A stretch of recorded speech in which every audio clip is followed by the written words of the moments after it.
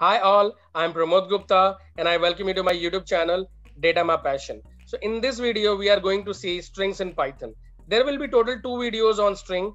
This is the first video in which we are going to talk on all the basic concept regarding string, and in the next video we are going to see all the inbuilt function available in Python. So let's start with this video. So first of all, let's define a string here. So string we can call as a character collection of characters. Okay, so these are all characters we have, and this is a collection of characters. We call them as a string. The string is basically used to store all the textual information. So all the text information you can store them in string. So there are three ways you can store them. Okay, this is a first way. You can use a single quote to store a to denote the particular variable as a string. So I have given example here. Variable 1 is equal to this is a string example 1. So this particular variable getting assigned, this is assignment operator, this is assigned to variable 1. Okay, this is another way. You can also use this double quotes in order to store the string variable in var2. And if you have multi-line strings also, that is also possible to store in this Python using three double quotes. So these three double quotes, whenever you enclosed with a string, you can able to save those particular multi-line strings into a variable. And if I want to just show all of them, you can see it here. This is your variable 1, this is your variable 2, and this is your variable 3. So there are three ways you can define a string.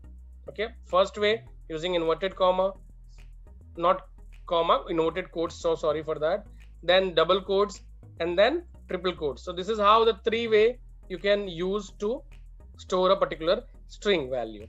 Right now, and please note that every character has its own position, and its position also getting stored into a memory.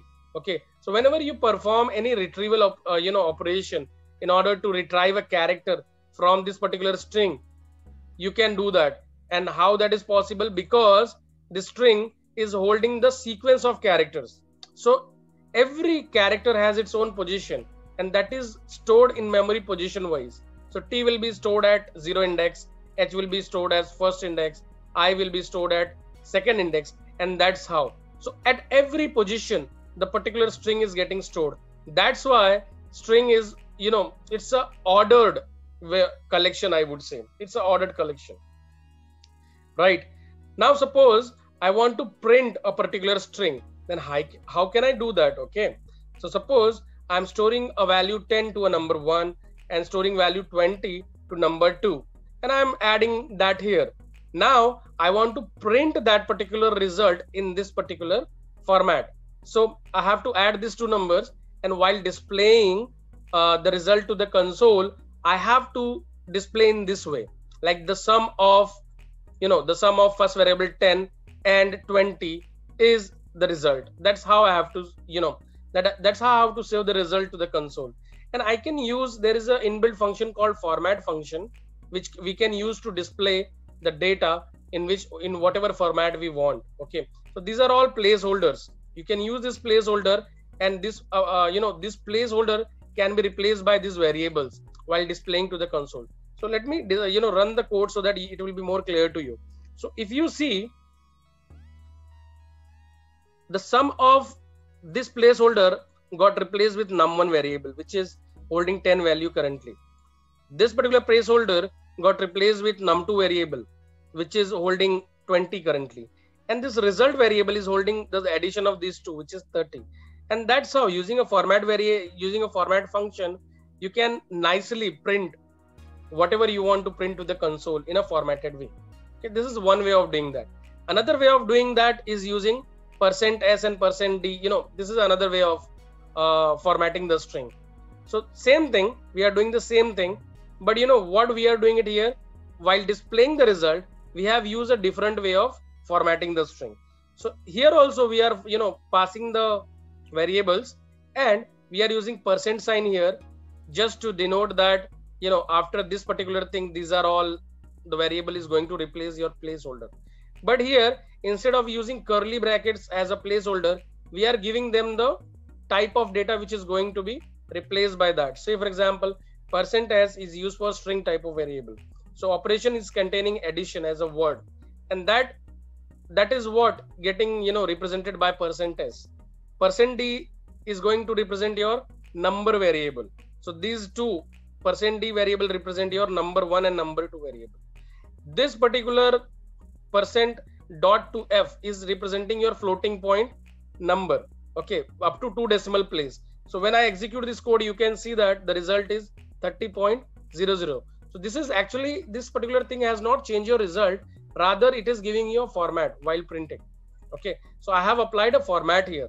Actually, if you see, this result is a num type and integer type variable, but while displaying I have made it float type variable with decimal of having 2 positions. So that's how what you can do while printing the string. Okay, so these are the 2 ways you can use for printing your string in a very formatted way, and the results will look like great. Okay, so moving to next, let's see how can you, whatever string you have defined into a variable, how can you retrieve or do the indexing operation? If you want to say in a proper word, we should say that's indexing, string indexing. So if you want to retrieve any particular value from a particular position, we use indexing technique. Okay, suppose this is a variable where we store this value learning Python as a string data, we are keeping into var variable. Now we want to retrieve the first element, first character from this variable. We can use this square bracket, and we can put a position 0. So in Python, string start with index 0. So we have to use index, okay, here. So this is your index 0, this is index 1, 2, 3, 4, and so on, right? This is what we are using in order to retrieve the value from Python. In Python for retrieving the value of a string variable. Okay, so if you want to see the first character, obviously you can give the object name. So this is your object name of a variable, so this is, I can call it as an object, or you can call it as a variable of string. Okay, so this is a string variable, and if you want to retrieve a value, first character, you have to give your variable name or object name, and you have to provide this square brackets, and here you have to mention your position which you want to retrieve. So I want to retrieve the first position, so I have to provide position 0, index 0, and if I do that, so let me execute this code. So if you execute this code, your learning Python got assigned to var variable. If you want to print the first value, if you execute it, you will get the value L, because I want to retrieve the first character from this string, and that I have retrieved. Now suppose you want to retrieve the last character. So your indexing actually start like this way: 0, 1, 2, 3, and so on. Okay, and if you want to go reverse, it start from -1. This is your -1, -2, -3, -4, -5, and so on. Okay, so this is how indexing happens. So if you want to retrieve the last character, you have to use -1. So this is what we are doing it here, and we are getting n character. Okay, now suppose you want to see everything, whatever is inside your variable. So you can do this way, you can use colon, okay, and you will get all the things. Okay, so when I say colon, so it has 2 parts to it. This is your left part, this is your right part. So left part mention your start position, and right part indicate your end position. Okay, suppose instead of seeing one character, you want to see a range of a character. Okay, suppose you want to see the range of from position 9 till 13. So if you count, this is your 0, 1, 2, 3, 4, 5, 6, 7, 8, and 9. So you have to start from 9, and then you have to go up to 13. But while doing indexing, always remember this is your upper limit. So 13 is your upper limit, and you have to always consider -1. So you have to extract character from 9 position till 12.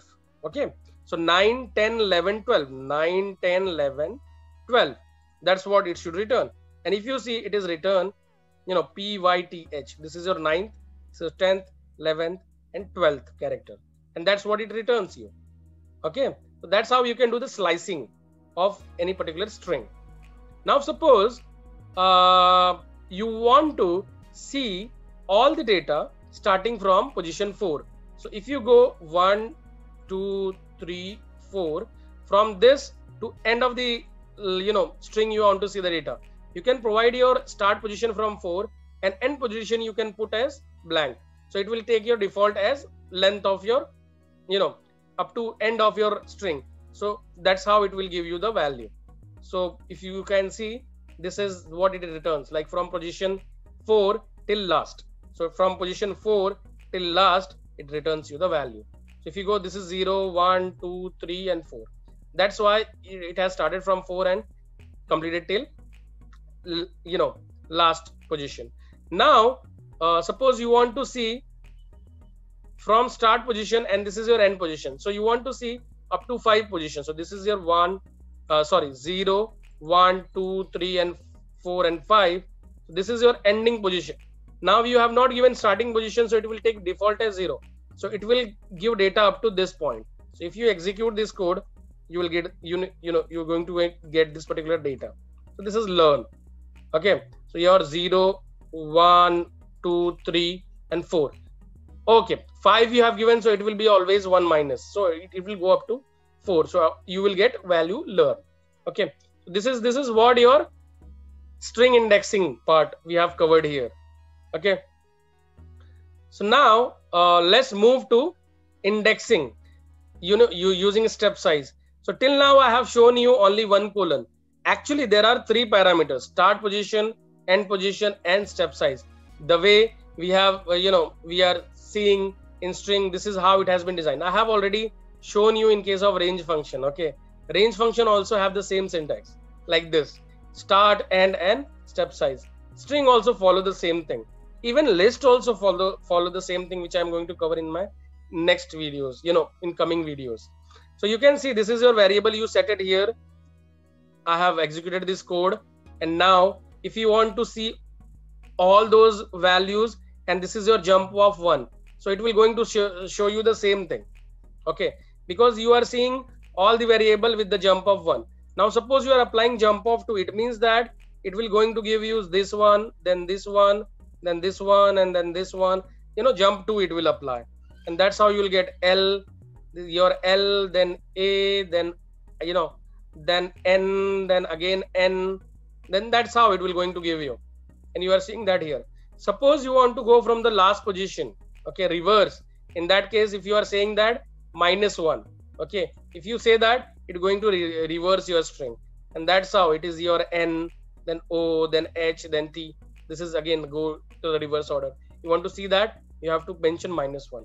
So this is a shortcut, you would say. If you want to reverse a particular string, you can use in this way.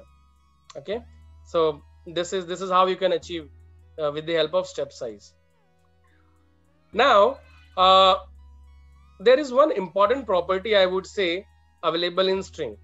So you have this particular string and you have element inside it. So you have, this is your string, and in that you have different characters like L, E, A. These are all characters, and it maintain your immutable property. I mean, you cannot change a value, an individual value, character value inside a string.